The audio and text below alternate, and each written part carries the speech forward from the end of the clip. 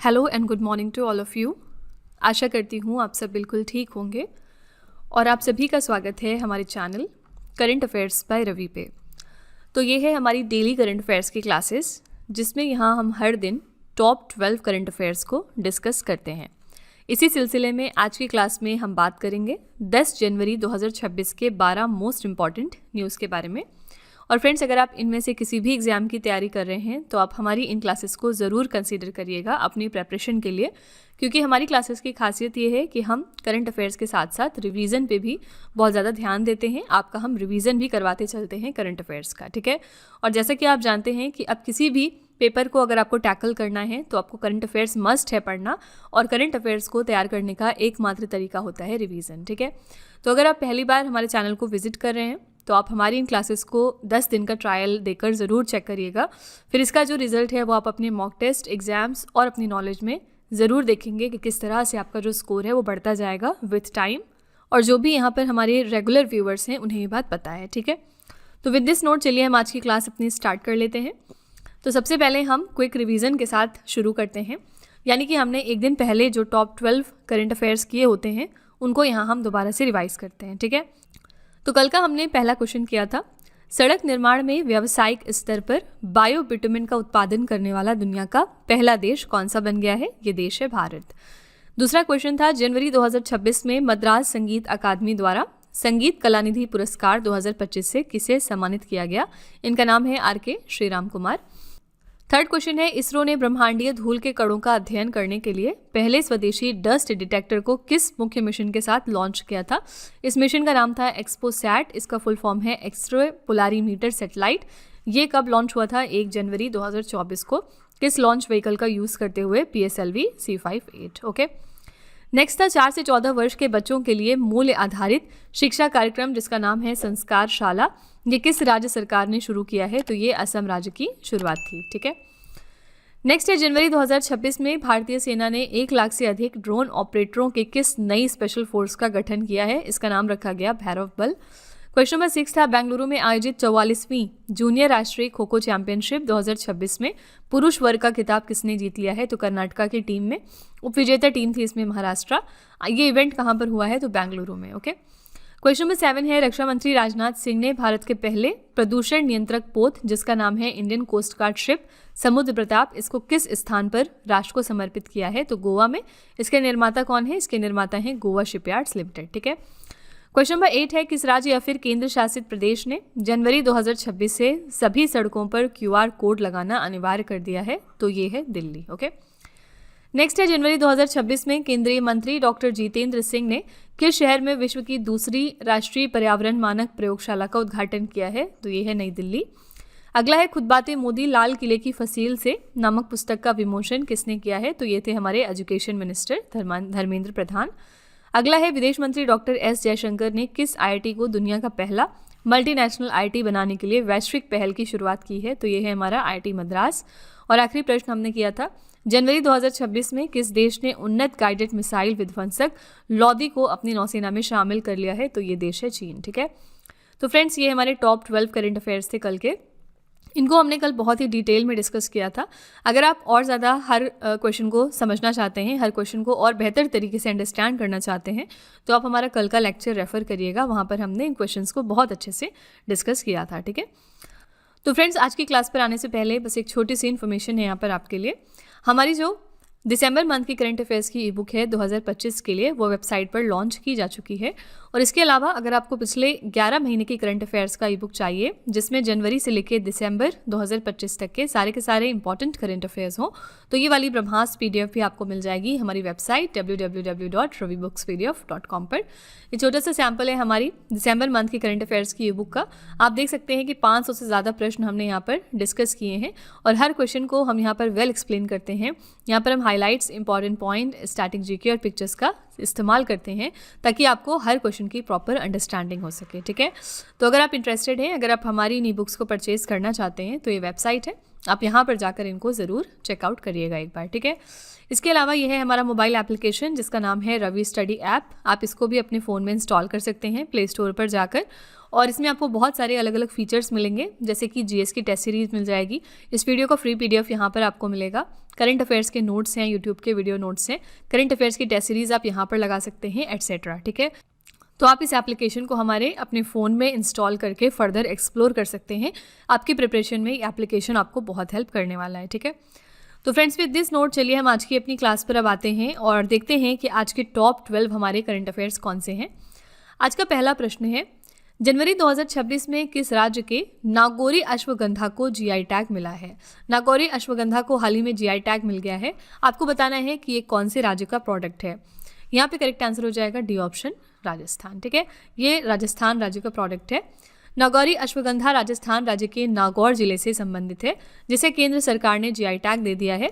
नागौरी अश्वगंधा को भारत सरकार के वाणिज्य मंत्रालय के अधीन जीआई टैग प्रोटेक्शन एक्ट 1999 के तहत पंजीकृत किया गया। ये राजस्थान का इसी के साथ 22वां जीआई टैग उत्पाद है और कृषि क्षेत्र में इनका ये दूसरा उत्पाद है। ठीक है, तो ओवरऑल राजस्थान का ये 22 नंबर का जीआई टैग है। ठीक है, तो करेक्ट आंसर यहाँ पर हो जाएगा डी ऑप्शन, राजस्थान। राजस्थान के बारे में एक इंपॉर्टेंट करंट अफेयर्स 2025 का हम क्या जानते हैं। इंडिया को 96 नंबर की रामसर साइट मिल गई है दिसंबर 2025 में, और ये जो हमारी साइट थी ये राजस्थान से है। इसका नाम क्या था? इसका नाम था सिलिसेड लेक। ठीक है, इसी के साथ ये हमारी 96 नंबर की रामसर साइट है, और याद रखिएगा ये हमारी लेटेस्ट रामसर साइट भी है। ठीक है, तो ध्यान दीजिएगा कि इंडिया के पास अब टोटल 96 रामसर साइट्स हो गए हैं। 95 नंबर की जो हमारी रामसर साइट थी वो भी दिसंबर मंथ में डिक्लेयर हुई थी, और ये था हमारा कोपरा रिजर्वॉयर यानी कोपरा जलाशय, और ये छत्तीसगढ़ का स्थल है। ठीक है, इसी के साथ ये छत्तीसगढ़ का पहला रामसर साइट भी बना था। ठीक है, तो ये सारी चीज़ें हम ऑलरेडी डिस्कस कर चुके हैं अपनी डेली करंट अफेयर्स की क्लासेस में। यहाँ पर हम बस इसका रिवीजन कर रहे हैं। तो चलिए फिर हमने यहाँ पर बात करी है जीआई टैग की, तो चलिए हम 2025 के कुछ इंपॉर्टेंट जीआई टैग प्रोडक्ट्स को एक बार देख लेते हैं। मई 2025 में किस राज्य की केर सांगरी उत्पादन को जीआई टैग प्रदान किया गया? केर सांगरी जो है ये राजस्थान का प्रोडक्ट है। किस राज्य के पारंपरिक स्पिरिट ओजोफेनी को जीआई टैग दिया गया? आंसर है गोवा। जनवरी 2025 में किस राज्य या फिर यूनियन टेरिटरी के वर्जिन नारियल तेल को जीआई टैग मिला है? ये कौन से राज्य का प्रोडक्ट है? तो अंडमान और निकोबार द्वीप का है ये। ठीक है, यूनियन टेरिटरी का ही प्रोडक्ट है। किस राज्य के कुंभकोणम पान के पत्ते और थोवलाई फूलमाला को भारत सरकार द्वारा जीआई टैग प्रदान किया गया? तो आंसर है तमिलनाडु। किस राज्य के अमल साड़ चीकू को जीआई टैग प्रदान किया गया? ये प्रोडक्ट है गुजरात का। किस राज्य के जनजातीय हस्तशिल्प कंडिप्या को जीआई टैग प्रदान किया गया? ये केरल की हस्तशिल्प है। किस राज्य की तंगेल साड़ी, गारत साड़ी और कोरियल साड़ी को अलग अलग जीआई टैग मिला? ये पश्चिम बंगाल की साड़ियों की वैरायटीज़ है। किस राज्य के खजूरी गुड़ा को जीआई टैग मिला है? ये उड़ीसा का प्रोडक्ट है। और किस राज्य के प्रोडक्ट सुंदरबन शहद को जीआई टैग मिला? तो आंसर है पश्चिम बंगाल। ठीक है, ये आपके 2025 के मोस्ट इंपॉर्टेंट प्रोडक्ट्स हैं जिनको जीआई टैग दिया गया है। यहाँ से एग्जाम में 1 नंबर का सवाल अक्सर पूछ लिया जाता है, तो आप इसका स्क्रीनशॉट लेके फर्दर फ्यूचर के लिए रख लीजिएगा और इनको याद कर लीजिएगा। ठीक है, क्वेश्चन नंबर 2 पे चलते हैं। इसरो वर्ष 2026 के अपने पहले प्रक्षेपण कार्यक्रम की शुरुआत किस मिशन के साथ करेगा? तो इसरो अपना जो पहला लॉन्च प्रोग्राम है 2026 का, वो किस मिशन के साथ कर रहा है? यहाँ पे करेक्ट आंसर हो जाएगा बी ऑप्शन, PSLV C62। ठीक है, तो PSLV C62 मिशन जो है इसका प्रमुख पेलोड EOS N1 है, यानी अर्थ ऑब्जर्वेशन सैटेलाइट N1 है। इसे अन्वेषा का नाम दिया गया, ये नाम जरूर ध्यान में रखिएगा।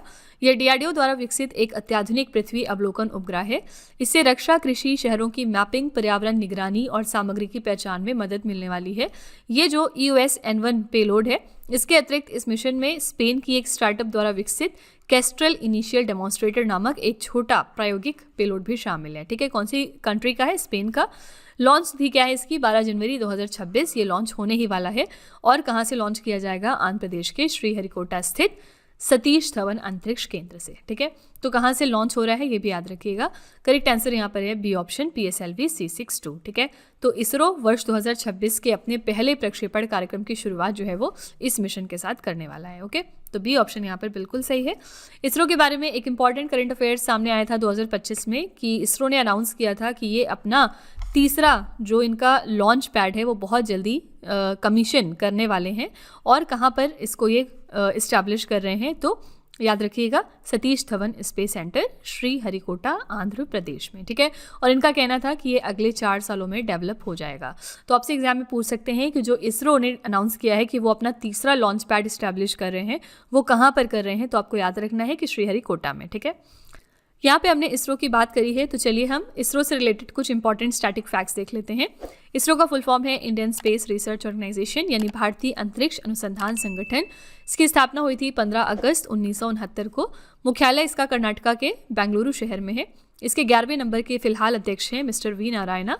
संस्थापक इसके हैं विक्रम साराभाई, यानी कि ये पहले अध्यक्ष थे। इसरो को पहले भारतीय राष्ट्रीय अंतरिक्ष अनुसंधान समिति यानी इनकॉस्पर के नाम से जाना जाता था, बाद में इसका नाम इसरो पड़ा है। इनकॉस्पर की स्थापना 1962 में हुई थी, लेकिन 15 अगस्त 1969 को इसका नाम बदलकर फिर इसरो कर दिया गया था। ठीक है, तो ये सारी स्टैटिक फैक्ट्स आपको इसरो के बारे में एटलीस्ट पता होने चाहिए। ठीक है, क्वेश्चन नंबर 3 है, किस राज्य में भारत की पहली हाइड्रोजन पावर ट्रेन को लॉन्च किया जाएगा? कोई भी चीज़ अगर पहली बार होगी तो वो इंपॉर्टेंट है। ये इंडिया की पहली ऐसी हाइड्रोजन पावर्ड ट्रेन है और आपको बताना है कि ये कहाँ पर लॉन्च हो रही है। करेक्ट आंसर हो जाएगा डी ऑप्शन, हरियाणा। ठीक है, तो भारत की ये पहली हाइड्रोजन पावर्ड ट्रेन है जो हरियाणा राज्य के जींद सोनीपत मार्ग पर लॉन्च की जाएगी। इसे चेन्नई की इंटीग्रल कोच फैक्ट्री द्वारा विकसित किया गया है। इस ट्रेन का जो ट्रायल रन है वो शुरू हो चुका है ऑलरेडी, और इसे आधिकारिक तौर पर 26 जनवरी 2026 यानी कि गणतंत्र दिवस के अवसर पर लॉन्च किए जाने की योजना है। ठीक है, तो आपको याद रखना है कि ये भारत की पहली हाइड्रोजन पावर्ड ट्रेन है जो हरियाणा में लॉन्च की जाने वाली है। ठीक है, डी ऑप्शन यहाँ पर बिल्कुल करेक्ट हो जाएगा। इसी के साथ हमने इंडिया की पहली वंदे भारत स्लीपर ट्रेन के बारे में ऑलरेडी बात करी हुई है। इंडिया की ये पहली ऐसी वंदे भारत स्लीपर ट्रेन है जो कहाँ से कहाँ तक रन करने वाली है, तो ये गुवाहाटी से लेके हौरा तक चलेगी। ठीक है, गुवाहाटी कहाँ पर है? ये असम में है, और जो हौरा है ये वेस्ट बंगाल में है। ठीक है, तो आपको याद रखना है कि कहाँ से कहाँ तक रन करेगी पहली इंडिया की Vande Bharat sleeper train. Okay, question number 4 है, संयुक्त राष्ट्र ने वर्ष 2026 को चरागाहों और पशुपालकों के लिए अंतर्राष्ट्रीय वर्ष घोषित किया है। ये प्रस्ताव किस देश ने पेश किया था? तो यूनाइटेड नेशंस ने हाल ही में डिक्लेयर कर दिया है 2026 को as the international year of rangelands and pastoralist. आपको बताना है कि ये कौन से देश का प्रपोजल था। तो ये प्रपोज किया था मंगोलिया देश ने। ठीक है, डी ऑप्शन करेक्ट हो जाएगा। संयुक्त राष्ट्र ने 2026 को अंतर्राष्ट्रीय चरागाह भूमि एवं पशुपालक वर्ष घोषित कर दिया है। ये घोषणा संयुक्त राष्ट्र महासभा ने फरवरी 2022 में की थी, जिसमें मंगोलिया ने प्रस्ताव पेश किया था। संयुक्त राष्ट्र के कुछ स्टैटिक फैक्ट्स के बारे में बात करेंगे तो इसका गठन हुआ था 26 जून 1945 को 50 देशों के द्वारा संयुक्त राष्ट्र चार्टर पर हस्ताक्षर करने के बाद, और कहाँ पर? सैन फ्रांसिस्को सम्मेलन में। ठीक है, पोलैंड ने बाद में 15 अक्टूबर 1945 को हस्ताक्षर किए, जो इसी के साथ यूनाइटेड नेशंस का 91 नंबर का संस्थापक सदस्य बन गया था, और इसकी स्थापना हुई है 24 अक्टूबर 1945 को आधिकारिक यानी ऑफिशियल तौर पर, और इसका मुख्यालय है यूएसए के न्यूयॉर्क में। ठीक है, और मैंने आपको ऑलरेडी बहुत बार बताया है कि जो यूनाइटेड नेशंस है, ज़रूरी नहीं कि जो इसकी बॉडीज़ हैं जैसे कि FAO हो गया और इसके अलावा और भी जो इनकी बॉडीज़ हैं उनका भी हेडक्वार्टर न्यूयॉर्क में हो। ठीक है, क्योंकि हम जानते हैं कि फूड एंड एग्रीकल्चर ऑर्गेनाइजेशन का जो हेडक्वार्टर है वो कहाँ पर है? इटली के रोम शहर में। ठीक है, तो ज़रूरी नहीं कि यूनाइटेड नेशन के अंडर में जो बॉडीज़ आती हैं उनका भी हेडक्वार्टर न्यूयॉर्क में हो। ठीक है, तो यहाँ पे करेक्ट आंसर हो जाएगा डी ऑप्शन, मंगोलिया। 2026 को डिक्लेयर किया गया है as the international year of rangeland and pastoralists, और ये आइडिया किसका था? मंगोलिया देश का। ठीक है, इसी के साथ 2026 को इंडियन आर्मी ने डिक्लेयर किया है as the year of networking and data centricity. ये भी याद रखिएगा। ठीक है, किसने डिक्लेयर किया? ये इंपॉर्टेंट है, इंडियन आर्मी ने। और क्या डिक्लेयर किया है? तो 2026 को year of networking and data centricity. Okay, question number 5 है, जनवरी 2026 में किस राज्य या फिर केंद्र शासित प्रदेश ने मानव रेबीज को महामारी रोग अधिनियम 1897 के तहत एक अधिसूचित बीमारी घोषित किया है? तो ये अनाउंसमेंट करी है दिल्ली की सरकार ने। दिल्ली ने ह्यूमन रेबीज को एक नोटिफाइबल डिजीज डिक्लेयर कर दिया है। किस एक्ट के तहत? तो under the epidemic disease act of 1897। ठीक है, तो दिल्ली सरकार ने महामारी रोग अधिनियम 1897 के तहत मानव रेबीज को अधिसूचित रोग घोषित करने का निर्णय लिया। इसका उद्देश्य है कुत्तों के काटने से फैलने वाले रेबीज के कारण होने वाली मानव मौतों को शून्य करना। ठीक है, तो यहाँ पे याद रखिएगा कि कौन सी यूनियन टेरिटरी है हमारी जिसने ह्यूमन रेबीज को नोटिफाइबल यानी अधिसूचित बीमारी घोषित किया है। तो करेक्ट आंसर है दिल्ली। ठीक है, इसी के साथ वर्ल्ड हेल्थ ऑर्गेनाइजेशन ने 2025 में कौन सी 3 कंट्रीज थी जिनको कि मलेरिया फ्री घोषित किया था? ऐसा क्वेश्चन एग्जाम में बहुत बार पूछा जाता है। मलेरिया फ्री 3 कंट्रीज को इन्होंने घोषित किया था। पहली कंट्री यहाँ पर थी आपकी जॉर्जिया। ठीक है, दूसरी कंट्री है आपकी सूरीनाम, और यहाँ पर तीसरी कंट्री थी तिमोर लेस्ते। ठीक है, तो ये 3 ऐसी कंट्रीज हैं जिनको कि WHO ने मलेरिया फ्री घोषित किया था 2025 में। तिमोर लेस्ते के बारे में एक और इंपॉर्टेंट करंट अफेयर्स हम क्या जानते हैं? ये आसियान का 11वां नंबर का सदस्य देश बन गया है, ठीक है। यानी इन्होंने आसियान को ज्वाइन कर लिया, इसी के साथ ही आसियान का 11वां नंबर का सदस्य देश बना, ठीक है। क्वेश्चन नंबर 6 पे चलेंगे। जनवरी 2026 में सिद्धराम अय्या किस राज्य के सबसे लंबे कार्यकाल वाले मुख्यमंत्री बन गए हैं? सिंपली आपको बस ये पूछा जा रहा है कि सिद्धराम अय्या कौन से राज्य के चीफ मिनिस्टर हैं। करेक्ट आंसर यहाँ पर हो जाएगा सी ऑप्शन, कर्नाटका। इसीलिए मैं आपसे कहती हूँ बार बार कि हर राज्य में एटलीस्ट आपको कैपिटल उसकी, दूसरी चीज़ आपको चीफ मिनिस्टर और तीसरी चीज़ गवर्नर, इतना आपको हर राज्य में पता होना चाहिए, ठीक है। तो सिद्धराम अय्या कर्नाटका के चीफ मिनिस्टर हैं और इसी के साथ ये लॉन्गेस्ट सर्विंग यानी सबसे लंबे कार्यकाल वाले मुख्यमंत्री बन गए हैं कर्नाटका राज्य के, ठीक है। तो सिद्धरामैया ने कर्नाटका मुख्यमंत्री के रूप में कुल 2793 दिन यानी 2 कार्यकालों को मिलाकर पूरे कर लिए हैं। इससे पहले डी देवराज उर्स के नाम 2792 दिनों का रिकॉर्ड था। सिद्धरामैया कर्नाटका के इतिहास में सबसे अधिक बार बजट पेश करने वाले नेता भी हैं। इन्होंने 16 बार कुल बजट पेश किया है, ठीक है। तो सारे फैक्ट्स आपको याद में रखने हैं। करेक्ट आंसर है यहाँ पर सी ऑप्शन, कर्नाटका, ओके। इसी के साथ यहाँ पर ऑप्शन में बिहार है और बिहार में 2025 में जो इलेक्शन हुआ था उसके बाद यहाँ पे एक बार फिर से यहाँ जो चीफ मिनिस्टर हैं वो नीतीश कुमार बने थे। हमने इसके बारे में ऑलरेडी चर्चा की है। बिहार की जो कैपिटल है, बिहार की कैपिटल की बात करेंगे तो इसकी कैपिटल है पटना और यहाँ पर गवर्नर फिलहाल कौन है, तो यहाँ पर गवर्नर है आरिफ मोहम्मद खान, ठीक है। तो बिहार के बारे में इतने फैक्ट्स याद रखिएगा। क्वेश्चन नंबर 7 पे चलते हैं। भारत में लोकतंत्र और चुनाव प्रबंधन पर पहले अंतर्राष्ट्रीय सम्मेलन 2026 की मेजबानी कौन सा शहर करेगा? ये फर्स्ट ऐसा कॉन्फ्रेंस है, India international conference on democracy and election management. कौन सी सिटी है जहां पर ये इवेंट होगा? करेक्ट आंसर है बी ऑप्शन, नई दिल्ली में, ठीक है। तो ये इवेंट होगा नई दिल्ली के भारत मंडपम प्रगति मैदान में। इसके आयोजक हैं भारत निर्वाचन आयोग के तत्वावधान और India international institute of democracy and election management, ठीक है। इस इवेंट के लिए हमने विषय क्या रखा है? समावेशी, शांतिपूर्ण, लचीला और टिकाऊ दुनिया के लिए लोकतंत्र यानी democracy for an inclusive, peaceful, resilient and sustainable world, ठीक है। तो यहाँ पे करेक्ट आंसर हो जाएगा बी ऑप्शन, नई दिल्ली। तो इस कॉन्फ्रेंस में बात होगी डेमोक्रेसी और इलेक्शन मैनेजमेंट के ऊपर। हमारे प्रेजेंट में चीफ इलेक्शन कमिश्नर कौन है? इनका नाम है मिस्टर ज्ञानेश कुमार, ठीक है। तो जो भी इंपॉर्टेंट ब्यूरोक्रेटिक पोजीशंस होती हैं उनके नाम याद रखा करिए कि फिलहाल उनके हेड कौन है। क्वेश्चन नंबर 8 है। पुरातत्वविदों ने किस देश में स्थित तक्षशिला के पास भीड़ टीला क्षेत्र से 2000 वर्ष पुराने सिक्के और लापिस लाजुनी यानी नीलमणि की खोज की है? तो कौन सी कंट्री में आर्कियोलॉजिस्ट ने ये 2000 साल पुराना old coins and lapis lazuli fragments discover किया है भीर माउंट एरिया से नियर तक्षशिला? करेक्ट आंसर हो जाएगा सी ऑप्शन, पाकिस्तान, ठीक है। तो पाकिस्तानी पुरातत्वविदों ने तक्षशिला के निकट स्थित यूनेस्को विश्व धरोहर स्थल भीर टीले पर खुदाई के दौरान दुर्लभ सजावटी पत्थरों और प्राचीन सिक्कों की खोज करी है। ये सिक्के कुषाण सम्राट वासुदेव के काल से संबंधित हैं, जिन्हें कुषाणों के अंतिम महान शासकों में गिना जाता है, ठीक है। करेक्ट आंसर यहाँ पर हो जाएगा सी ऑप्शन, पाकिस्तान। इसी तरह से हमने इंडिया में भी 2000 साल पुराना एक सर्कुलर यानी गोल आकार का भूल भुलैया डिस्कवर किया है अभी कुछ दिनों पहले। और कहाँ से डिस्कवर किया है? महाराष्ट्र राज्य से, ठीक है। महाराष्ट्र राज्य में भी कहाँ पर अगर पूछा जाए तो सोलापुर डिस्ट्रिक्ट में। यहाँ पर एक बोरामानी ग्रासलैंड है, उसी के एरिया में हमें ये सर्कुलर भूल भुलैया डिस्कवर हुआ है, ठीक है। देखिए कोई भी ग्रासलैंड और माउंटेन्स, ओशंस, ये सब जो हैं बहुत सारे होते हैं, तो आपको सब नहीं याद रखना है। बस जो चीज़ें करंट अफेयर्स का हिस्सा बन जाती हैं सिर्फ वही चीज़ें आपसे स्टैटिक फॉर्मेट में फिर पूछी जाती हैं, ठीक है। अब यहाँ पर बोरामानी ग्रासलैंड इस वजह से न्यूज़ में आ गया, तो इसकी लोकेशन आपको थोड़ा सा पता होना चाहिए कि ये सोलापुर डिस्ट्रिक्ट में महाराष्ट्र के लोकेटेड है, ठीक है। क्वेश्चन नंबर 9 पे चलते हैं। भारत के सर्वोच्च न्यायालय ने विधि क्लर्कों के आदान प्रदान और न्यायिक सहयोग के लिए किस पड़ोसी देश के साथ एक समझौता ज्ञापन पर हस्ताक्षर किए हैं? सुप्रीम कोर्ट ऑफ इंडिया ने अपनी किस नेबरिंग कंट्री के साथ ये MOU साइन किया है for the exchange of law clerks and judicial cooperation? Correct answer यहाँ पर हो जाएगा बी ऑप्शन, भूटान देश। तो भारत के सर्वोच्च न्यायालय ने युवा कानूनी पेशेवरों के आदान प्रदान को सुविधाजनक बनाने के लिए भूटान के साथ एक समझौता ज्ञापन पर हस्ताक्षर कर लिए। ये समझौता ज्ञापन भूटानी लॉ क्लर्कों को भारत के सर्वोच्च न्यायालय में काम करने की अनुमति देता है, ठीक है। करेक्ट आंसर यहाँ पर हो जाएगा बी ऑप्शन, भूटान देश। भूटान पिछले दिनों न्यूज़ में था because of Punatsangchhu 2 hydroelectric project, ठीक है। जब हमारे प्राइम मिनिस्टर मोदी जी गए थे भूटान विजिट करने, उस दौरान इस प्रोजेक्ट का जो इनॉग्रेशन था वो कंप्लीट किया गया है और इसी वजह से ये जो हाइड्रो इलेक्ट्रिक प्रोजेक्ट है बहुत ज़्यादा न्यूज़ में आ गया, ठीक है। इसकी लोकेशन आपसे बस पूछी जा सकती है कि ये जो पुनात सांगचू 2 हाइड्रो इलेक्ट्रिक प्रोजेक्ट है कौन से देश में लोकेटेड है? याद रखिएगा भूटान देश में, ओके। क्वेश्चन नंबर 10 है। 8 जनवरी 2026 को सोमनाथ स्वाभिमान पर्व किस राज्य में मनाया गया है? सोमनाथ स्वाभिमान पर्व हाल ही में हमने सेलिब्रेट किया है गुजरात राज्य में। सी ऑप्शन करेक्ट हो जाएगा।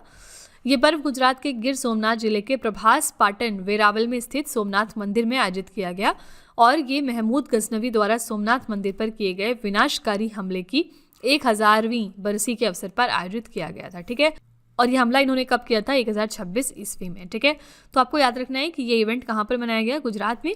अब इस वजह से सोमनाथ टेम्पल जो है इसकी लोकेशन भी इंपॉर्टेंट हो जाती है। हो सकता है ये क्वेश्चन ना पूछ के आपसे सिर्फ ये पूछ लिया जाए कि सोमनाथ टेम्पल कहाँ पर है, तो याद रखिएगा गुजरात राज्य में। ठीक है, जो भी इस तरह की चीज़ें होंगी जो करंट अफेयर्स का हिस्सा बन जाएंगी तो आपको उनकी लोकेशन एटलीस्ट ज़रूर याद रखनी चाहिए। जैसे कि पिछले दिनों हमारा जो सबरीमाला टेम्पल है ये न्यूज़ में था और ये हमेशा ही न्यूज़ में बना रहता है बिकॉज ऑफ सम कंट्रोवर्सी। और सबरीमाला टेम्पल की लोकेशन इसलिए अक्सर एग्जाम में पूछी जाती है, याद रखिएगा केरला में ये लोकेटेड है। ठीक है, इसी तरह से अगर हम एक इंटरनेशनल टेम्पल की बात करेंगे तो इसका नाम है त्रिविहार टेम्पल और ये कहाँ पर लोकेटेड है? तो ये बॉर्डर पे लोकेटेड है थाईलैंड और कैम्बोडिया देश के। पिछले दिनों हमने देखा था कि बहुत ज़्यादा क्लैशेस हुए थे दोनों देश के बीच में और इस क्लैश की वजह से इस टेम्पल को बहुत ज़्यादा नुकसान पहुंचा, डैमेज हो गया था ये। ठीक है, तो आपको याद रखना है त्रिविहार टेम्पल कौन से दो देशों के बीच एक झगड़े का विषय बना हुआ है, तो थाईलैंड और कैम्बोडिया। ठीक है, क्वेश्चन नंबर 11 पे चलते हैं। मद्रास हाईकोर्ट ने किस राज्य में स्थित तिरुपरमकुंद्रम दीप स्तंभ पर कार्तिकेय दीपम जलाने की अनुमति दी है? मद्रास हाईकोर्ट ने हाल ही में परमिशन दे दी है to light the Karthikeya Deepam at the Thiruparankundram deepam pillar. ये कहाँ पर लोकेटेड है आपसे ये पूछ रहे हैं। करेक्ट आंसर है ए ऑप्शन, तमिलनाडु राज्य में। तो मद्रास हाईकोर्ट की मदुरै खंडपीठ ने तमिलनाडु राज्य के मदुरै जिले में स्थित तिरुपरमकुंद्रम पहाड़ी के दीप स्तंभ पर कार्तिकेय दीपम जलाने की अनुमति दे दी है और ये दीप स्तंभ पहाड़ी की एक ऐसी चोटी पर स्थित है जो एक दरगाह के पास है और यही इस विवाद का विषय था। ठीक है, राज्य सरकार और जिला प्रशासन ने कानून व्यवस्था बिगड़ने की आशंका जताते हुए यहाँ दीप जलाने का विरोध किया था। ओके, तो सिंपली याद रखिएगा कि ये परमिशन दे दी है हाल ही में मद्रास हाईकोर्ट ने और ये कहाँ पर लोकेटेड है? तो तमिलनाडु राज्य में। ओके, आज का आखिरी प्रश्न है। गोवा के मुख्यमंत्री प्रमोद सावंत ने हिस्ट्री दैट इंडिया इग्नोर्ड नामक पुस्तक के दूसरे संस्करण का विमोचन किया है। ये पुस्तक किसने लिखी है आपको ये बताना है। तो गोवा के चीफ मिनिस्टर हैं प्रमोद सावंत। इन्होंने सेकेंड एडिशन रिलीज किया है हिस्ट्री दैट इंडिया इग्नोर्ड नाम की बुक का और इसके ऑथर हैं mister Prem Prakash. C option यहाँ पर बिल्कुल करेक्ट हो जाएगा। प्रेम प्रकाश एक इंपॉर्टेंट पर्सनैलिटी है क्योंकि ये जो है कौन है? ये एशियन न्यूज़ इंटरनेशनल के अध्यक्ष हैं। इसी के साथ ये एक अनुभवी पत्रकार भी हैं। ठीक है, तो कोई भी पुस्तक अगर किसी इंपॉर्टेंट पर्सनालिटी द्वारा रिलीज़ की जाती है या फिर किसी इंपॉर्टेंट पर्सनालिटी के ऊपर लिखी गई है तो दोनों बातें इंपॉर्टेंट हैं। ठीक है, पिछले दिनों सलमान खान के ऊपर एक बुक आई थी जिसका नाम था द सुल्तान ऑफ बॉलीवुड। इस किताब को किसने लिखा था? इस किताब को लिखा था मोहर बसु ने। ठीक है, तो ये फैक्ट भी याद रखिएगा। तो फ्रेंड्स, इसी के साथ हमारे टॉप 12 करंट अफेयर्स यहाँ पर कंप्लीट होते हैं। आज के जो 12 क्वेश्चंस थे, जो 12 न्यूज़ थी इंपॉर्टेंट, वो हमने देख ली हैं। लास्ट में हम आपके लिए एक छोटा सा टेस्ट रखते हैं 3 क्वेश्चंस का, ताकि आप खुद को एनालाइज कर सकें और ये देख सकें कि आपने कितना पढ़ा, कितना समझा। आज का पहला क्वेश्चन है आपके लिए, जनवरी 2026 में किस राज्य के नागौरी अश्वगंधा को जीआई टैग दिया गया? दूसरा प्रश्न है, संयुक्त राष्ट्र ने वर्ष 2026 को चरागाहों और पशुपालकों के लिए अंतर्राष्ट्रीय वर्ष घोषित किया है। ये प्रस्ताव किस देश ने पेश किया? और तीसरा प्रश्न है, जनवरी 2026 में सिद्धरामैया किस राज्य के सबसे लंबे कार्यकाल वाले मुख्यमंत्री बन गए हैं? तो फ्रेंड्स, ये 3 क्वेश्चंस आपके लिए हैं एज अ होमवर्क। इनका जो जवाब है वो आपको कमेंट में जाके लिखना है और इसी के साथ हमारी क्लास यहाँ पर एंड होती है। आई रियली होप कि आपको हमारी क्लास पसंद आई होगी। आप अपना फीडबैक कमेंट में ज़रूर लिख दीजिएगा कि क्लासेस कैसी लगी। इन केस आपको लगता है कि ये सारे क्वेश्चंस आपके कहीं ना कहीं एग्जाम्स या मॉक टेस्ट में पूछे गए हैं तो प्लीज़ उसका भी आप एक बार मेंशन कर दिया करिए कमेंट में, जिससे कि जो हमारे दूसरे व्यूअर्स हैं उन्हें हमारे ऊपर ट्रस्ट करने में आसानी हो सके। ठीक है, तो इसी तरह के बेस्ट क्वालिटी कंटेंट और अच्छी प्रेपरेशन के लिए आप हमारे चैनल के साथ जुड़े रहिए। मिलते हैं अगली क्लास में एक और इम्पॉर्टेंट टॉपिक के साथ। Till then stay tuned. Thank you so much for watching. Also don't forget to like, share and subscribe our channel. Friends, यहाँ पे वीडियो को एंड करने से पहले मैं आपको एक छोटी सी इन्फॉर्मेशन दे दूँ कि अगर आप इंग्लिश मीडियम में ज़्यादा कंफर्टेबल हैं, यानी कि अगर आप करंट अफेयर्स को और स्टैटिक जीके को इंग्लिश मीडियम में पढ़ना प्रेफर करते हैं, तो इसके लिए आप हमारे चैनल रवि अदिति क्लासेस को सब्सक्राइब कर सकते हैं। इसके अलावा अगर आपको बुक्स चाहिए प्रिंटेड फॉर्मेट में तो ये आपको मिल जाएगी हमारी वेबसाइट www.raviaditipublication.com पर और ये आपके घर तक भी डिलीवर की जाएंगी। तो फिलहाल आपके लिए हमने लॉन्च किया है जीएस का 1 लाइनर 25,000 प्लस एग्जाम फैक्ट का बुक, जहाँ पर सभी इंपॉर्टेंट क्वेश्चंस को हमने कवर किया है। साथ ही यहाँ पे आपको जनरल साइंस, जीके और एनसीईआरटी के नोट्स वगैरह भी मिल जाएंगे। इसके अलावा अगर आपको ई बुक्स चाहिए तो ये आपको ईमेल के थ्रू इंस्टेंटली डिलीवर की जाएगी और ये मिलेगी आपको हमारी वेबसाइट www.ravibooks.pdf.com पर। तो यहाँ पर आप देख सकते हैं कि जनवरी से लेकर मई यानी कि लास्ट 5 मंथ का करंट अफेयर्स का ई बुक हमने लॉन्च किया है आपके लिए। इसके अलावा मंथली और ईयरली ई बुक्स भी मिल जाएंगी। साथ ही 11,000 प्लस GK GS का बुक भी आपके लिए अवेलेबल किया गया है। ठीक है, तो अगर आपको इनमें से कोई भी ई बुक चाहिए तो इस वेबसाइट पर जाके आप इनको परचेज कर सकते हैं। साथ ही ये हमारा मोबाइल एप्लीकेशन है जिसका नाम है रवि स्टडी ऐप। अगर आपको इस वीडियो का फ्री PDF चाहिए तो आप यहाँ पर जाके इसको डाउनलोड कर सकते हैं। इस एप्लीकेशन में और भी चीज़ें हैं आपके लिए, जैसे कि GS की टेस्ट सीरीज़, करंट अफेयर्स के नोट्स, यूट्यूब के वीडियो नोट्स, करंट अफेयर्स की ई बुक्स, GK GS की ई बुक्स एट्सेट्रा। ठीक है, तो आप इस एप्लीकेशन को डाउनलोड करके फर्दर एक्सप्लोर कर सकते हैं। और सभी वीडियोस और ई बुक से रिलेटेड जो अपडेट्स हैं वो आपको मिलेगी हमारे Telegram channel current affairs by Ravi पर। तो इसको भी आप ज़रूर ज्वाइन कर लीजिएगा जिससे कि आप हमारे सारे न्यू लॉन्चेस से अपडेटेड रहें। ठीक है।